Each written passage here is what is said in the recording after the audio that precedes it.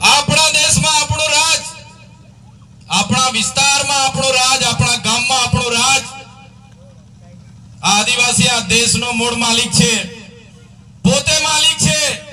એટલે ગમે એવો ખમીરબંધી હશે, ગમે એવો કરોડોપતિ હશે, ગમે એવો અબજોપતિ હશે, એનાથી ઓબો કરી શકાય નહીં. પણ આપણો ગામનો આદિવાસી આજે પણ ઓબો કરીને પોતે સ્વતંત્ર છે, પોતે આ દેશનો, આ ગામનો માલિક છે, સાબિત કરે છે. આ ઓબો આબુમાં દેશોમાં આબુમાં રાજ. આદિવાસી આ દેશનો માલિક છે. એ ચૈતર વસાવા નથી કહેતા, દેશની સુપ્રીમ કોર્ટ કહે છે. આદિવાસીનો ઇતિહાસ કહે છે, યુનો કહે છે, આપણો બંધારણ કહે છે. સાથીઓ, આદિવાસી આ દેશમાં 1-2 હજાર વર્ષ નહીં,